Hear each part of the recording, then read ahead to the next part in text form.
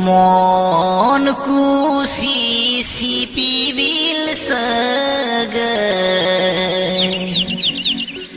alang telang galang leda. This song is presenting by Rahastar Music Group.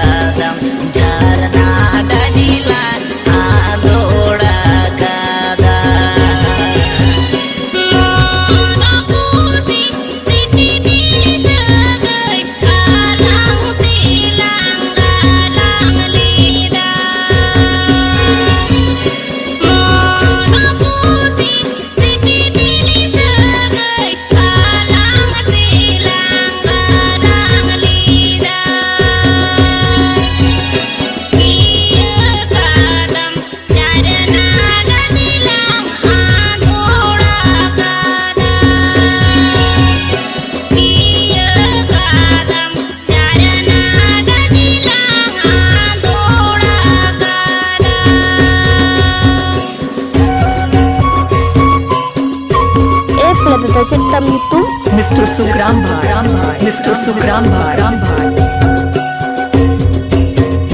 Pila daw karena Dumdumi Bagh Mundi Purulia, West Bengal. Mandi Bakko, Dumdumi, Ajodhya Guru.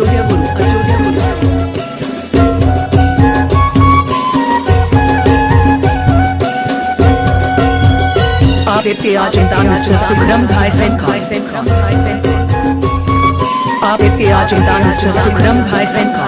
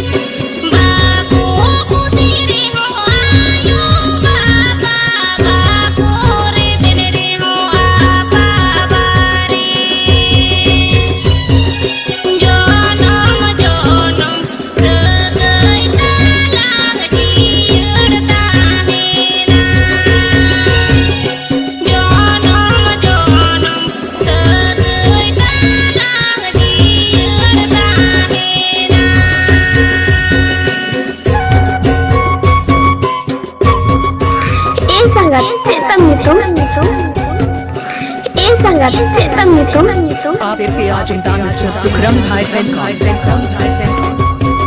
आपके आचिंता mister सुखरम भाई सेनका